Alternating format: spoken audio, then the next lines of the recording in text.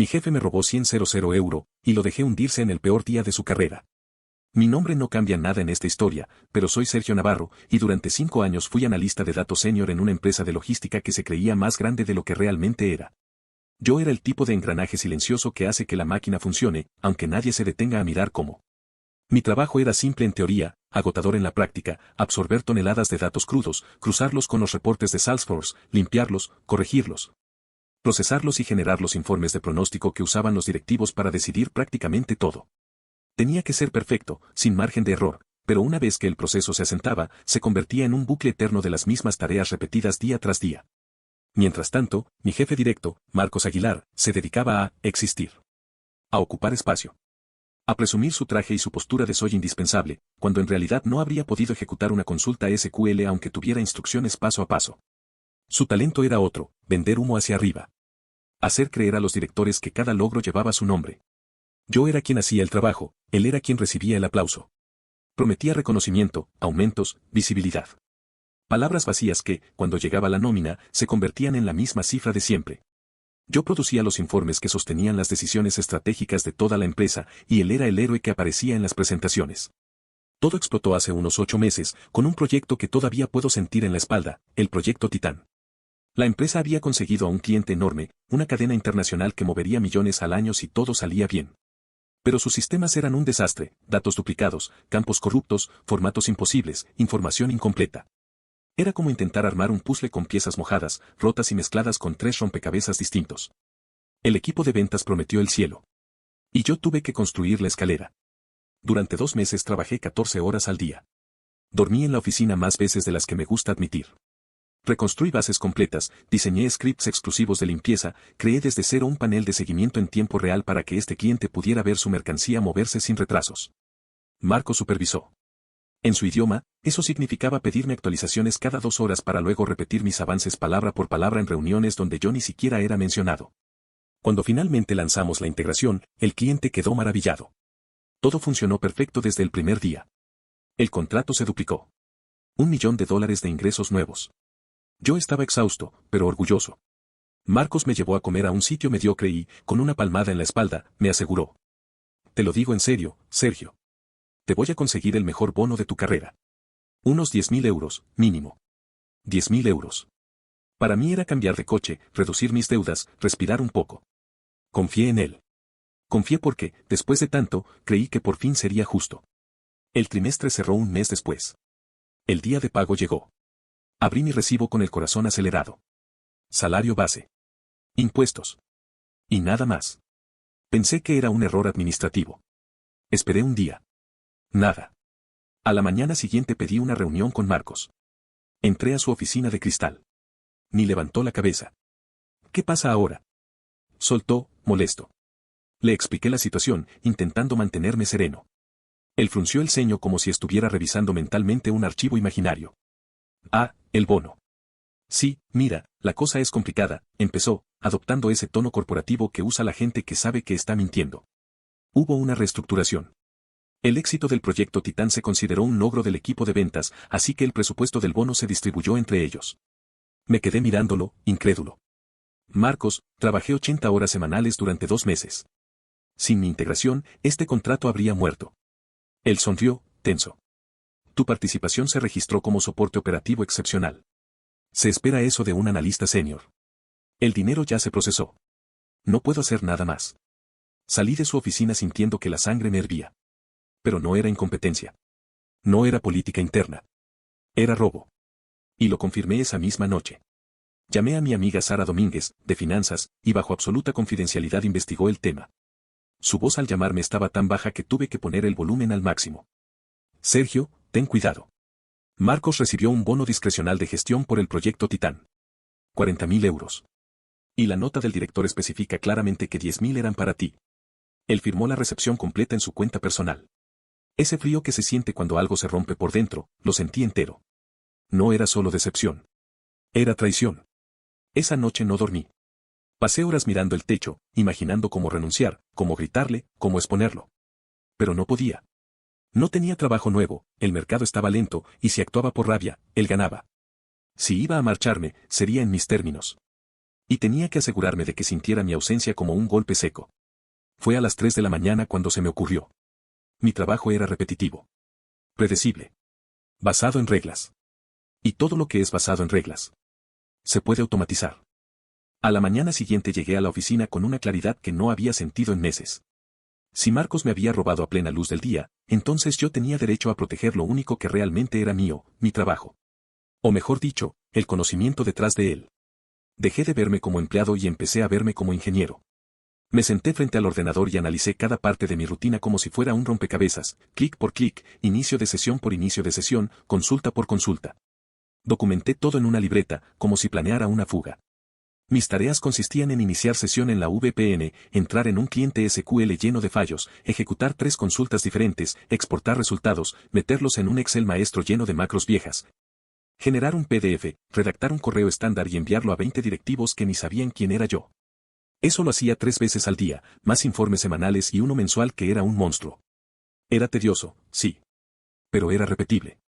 Y lo repetible se automatiza.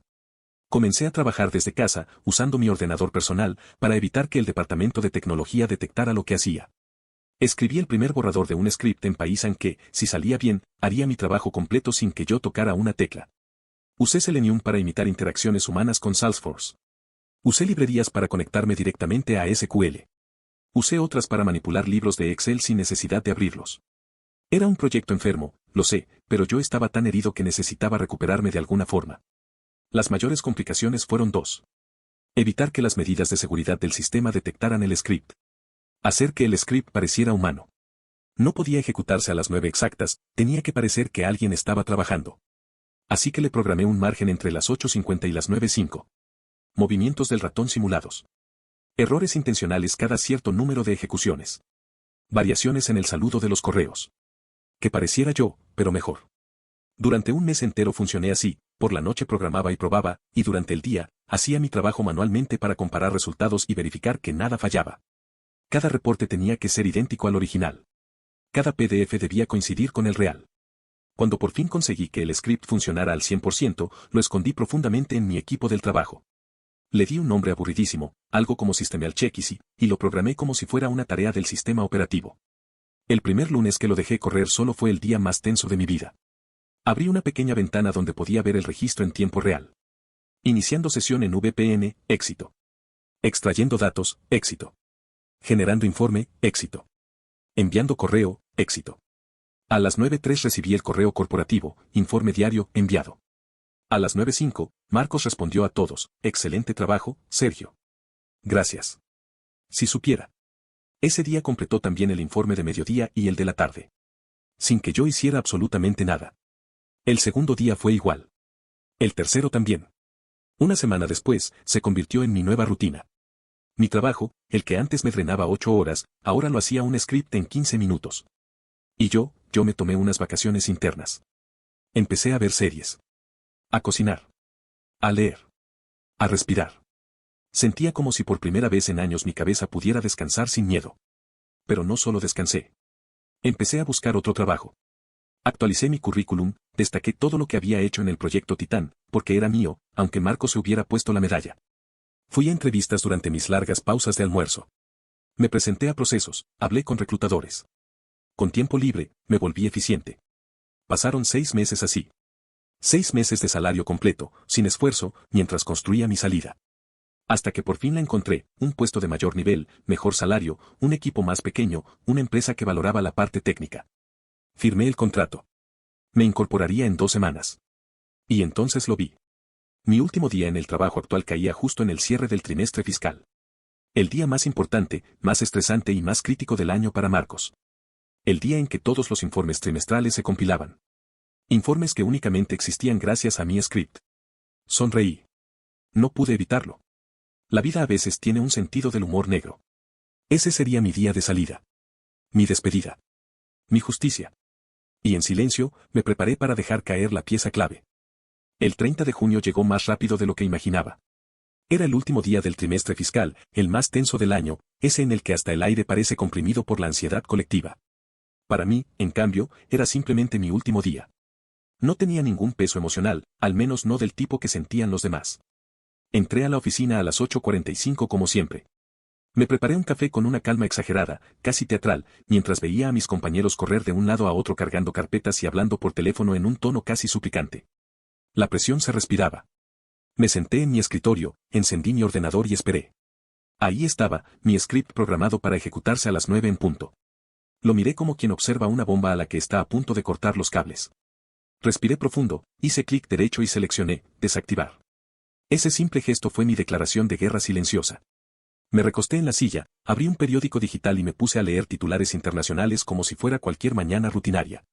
Pasaron las 9:00, 9:03, 9:05 y entonces, a las 9:10 exactas, llegó el primer temblor. Mi móvil vibró. Correo de Marcos. Asunto, informe diario urgente. Lo abrí despacio, como quien saborea un plato que lleva meses esperando. ¿Dónde está el informe de ventas diario? Lo necesito ya para la reunión de las 9:30. Contesta. Levanté la vista y fingí estar sorprendido cuando Marcos salió de su oficina como si estuviera oliendo humo. Ah, buenos días, Marcos, dije con tono neutro. Acabo de ver tu correo. El servidor está lentísimo. Creo que todo el mundo está accediendo a la vez por el cierre trimestral. Era una excusa perfecta. Nadie en esa oficina entendía nada sobre servidores, y menos él. Marcos frunció el ceño, cruzó los brazos y soltó. Pues no me importa, Sergio. Hazlo funcionar. Lo necesito ya. Se dio la vuelta, visiblemente molesto, y desapareció de nuevo en su oficina de cristal. En cuanto se alejó, comencé mi verdadera tarea. Borrar mis huellas.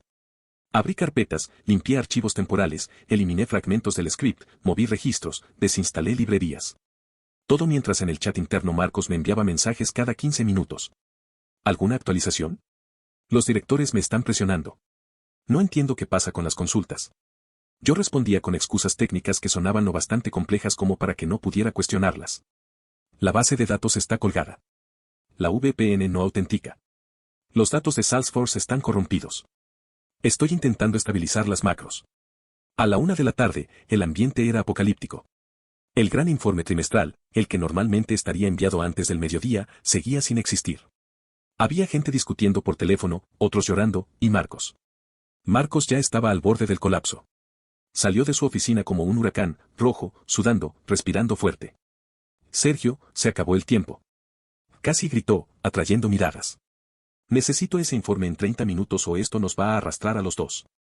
Me levanté con una tranquilidad que lo desconcertó. Guardé mi portátil personal, la metí en mi mochila y dije. Marcos, ¿tienes un minuto? Tenemos que hablar en privado. Él no entendía nada, pero aceptó. Me llevó a una sala de reuniones. Ni bien cerró la puerta dijo. Habla rápido. No tengo tiempo para tonterías. Saqué mi tarjeta de acceso y mi gafete. Los puse sobre la mesa, empujándolos hacia él con calma. Aquí tienes mi renuncia. Efectiva desde este mismo momento. El color desapareció de su cara. Se quedó inmóvil, como si yo acabara de hablarle en un idioma desconocido. Tú no puedes renunciar hoy, balbuceó. Es el cierre trimestral. Necesito esos informes. Exacto, respondí, sin elevar la voz. Y resulta que la única persona que sabía generarlo soy yo. Y ya no trabajo aquí. Su respiración comenzó a acelerarse. ¿Pero qué? No entiendo. Tú haces estos informes cada día. Asentí. Los hacía. Una vez. Hace 6 meses. Desde entonces, un script que yo programé ha hecho el 90% de mi trabajo. Sus ojos se abrieron como si acabara de ver un fantasma. Tú no. ¿Por qué harías algo así? Me incliné un poco hacia adelante. ¿Recuerdas el bono del proyecto Titán, Marcos? ¿Los 10.000 euros destinados a soporte analítico clave? ¿El bono que tú firmaste, recibiste y te quedaste íntegro? Se quedó sin palabras. Gris. Descompuesto. Me puse la mochila al hombro. El script que borré hoy valía mucho más de 10.000 euros. Para mí representó 6 meses de paz y un nuevo trabajo. Para ti va a representar algo muy distinto. Intentó recuperar autoridad. Estás violando el contrato. Te demandaré. Me giré en la puerta. Soy empleado a voluntad. Puedo irme cuando quiera. Y tú eres el gerente que ahora tendrá que explicar a la junta por qué no hay ni un solo informe trimestral en el día más importante del año. Hice una pausa. Buena suerte intentando hacerlo todo manual. Y, por cierto, la documentación real solo existía en mi cabeza. Salí sin mirar atrás. Crucé la oficina viendo a todos correr, hablar fuerte, buscar desesperados. Para ellos era caos. Para mí, libertad. Cruzando las puertas de cristal, sonreí. Atravesé las puertas giratorias y sentí una liviandad inmediata, como si hubiera dejado atrás una mochila llena de piedras que llevaba años cargando sin darme cuenta. Ese edificio siempre había sido una jaula disfrazada de oficina moderna y por primera vez podía respirar de verdad. Mi móvil vibraba sin parar dentro del bolsillo. 15 llamadas perdidas de Marcos. 5 mensajes de voz. Correos etiquetados como urgente del director de operaciones. Ni siquiera los abrí. Apagué el teléfono del trabajo y lo dejé en el fondo de mi mochila. Ya no era parte de mi vida. Subí al coche y conduje a casa con una calma que me sorprendió. Esa tarde, apagué también mi móvil personal. Sabía que intentarían contactarme por cualquier vía, pero no pensaba darles ni un segundo de mi paz recién recuperada. Me preparé una bebida, me tiré en el sofá y puse la primera película de una trilogía que llevaba meses pendiente. Mientras la veía, no pude evitar imaginar el caos que debía estar desarrollándose en mi antigua oficina. Reuniones interrumpidas. Directores furiosos. Marcos sudando frío intentando explicar lo inexplicable. Yo no estaba allí para presenciarlo, pero no hizo falta. Unas semanas después, Sara Domínguez me contó todos los detalles cuando quedamos para un café. Ella llegó sonriendo como si viniera de ver un espectáculo de comedia. Tienes que escucharlo, me dijo casi antes de sentarse. Se apoyó sobre la mesa y empezó su relato. Según Sara, minutos después de mi salida, Marcos intentó desesperadamente replicar mis informes. No sabía ni por dónde empezar. Intentó acceder a la base de datos, pero no entendía las uniones que yo había construido, ni los filtros, ni los procesos de limpieza intermedia. Solo obtenía tablas incompletas, datos duplicados o resultados contradictorios. Había gente rodeándolo intentando ayudar, pero nadie entendía lo que yo hacía porque Marcos jamás permitió que nadie lo supiera. Era su estrategia, que todo pasara por él, aunque él no supiera nada. Cuando vio que no podía culparme porque ya no trabajaba allí, decidió culpar al departamento de tecnología, acusándolos de fallos críticos en los servidores. Mala idea. El equipo de tecnología, harto de sus excusas, presentó registros demostrando que todo había funcionado perfectamente. La base de datos, la VPN, el servidor SQL. Todo estaba operativo al 100%. El problema no era el sistema. El problema era Marcos. La reunión de la junta directiva esa tarde fue histórica. Sara dijo que varios empleados contaban la historia como si hubiera sido una ejecución pública. Marcos se presentó sin un solo informe coherente. Intentó improvisar usando datos del día anterior, pero los directores empezaron a hacer preguntas muy específicas sobre los cierres del trimestre. Él tartamudeó, sudó, se contradijo y finalmente admitió que no tenía nada. Los inversores estaban presentes. El director general estalló. Las decisiones de bonos, presupuestos y proyecciones quedaron en el aire. Aquello fue un desastre a nivel directivo, lo que obligó a la empresa a contratar de urgencia a una consultora externa. Les pagaron una fortuna para intentar reconstruir mis procesos. Tardaron casi 3 semanas en generar informes provisionales y aún así eran peores que los míos.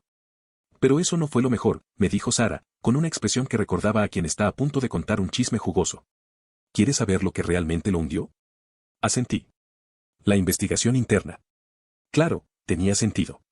Con semejante caos, la empresa necesitaba entender cómo un solo analista podía ser un punto de falla tan grande. Empezaron a revisar documentación, respaldos y reportes de desempeño. Nada cuadraba con lo que Marcos había contado durante meses. Y entonces encontraron algo más. El bono del proyecto Titán, susurró Sara. La transferencia de 40.000 euros, la nota que especificaba que 10.000 eran para mí, la firma de Marcos aceptando el total en su cuenta personal. Cuando la directiva lo confrontó, no tuvo cómo defenderse. La incompetencia se puede maquillar, el fraude, no. Fue despedido 2 semanas después de mi salida. Sin honores. Sin referencias. Sin indemnización. Yo, mientras tanto, disfruté de 2 semanas de vacaciones pagadas por mi antiguo empleador antes de comenzar mi nuevo puesto. Era irónico, la misma empresa que permitió que me robaran, terminó pagándome para que descansara. Mi nuevo trabajo era exactamente lo que esperaba. Tenía un equipo pequeño, mi voz importaba, mis ideas se escuchaban, y mi jefe valoraba la automatización, no la temía. Incluso desarrollé nuevas herramientas más avanzadas que la que borré, pero esta vez todo bien documentado, compartido en repositorios, con supervisión y reconocimiento. Debido a eso, me dieron un aumento al segundo mes. A veces pienso en los 6 meses que pasé cobrando un sueldo por ver series y aprender recetas nuevas. No lo veo como una estafa. Me pagaron por mi tiempo, y lo usé para construir una salida. Esa fue mi justicia. La empresa aprendió una lección dolorosa, los engranajes silenciosos mueven el mundo. Y Marcos aprendió algo aún más importante. Nunca robes el trabajo, ni el dinero, de la persona equivocada. Mi venganza no fue impulsiva. Fue meticulosa. Lenta. Limpia. Automatizada. Y valió cada uno de los 10.000 euros que nunca me pagaron. No olvides dejar tu opinión en los comentarios, dejar tu like y compartir este video.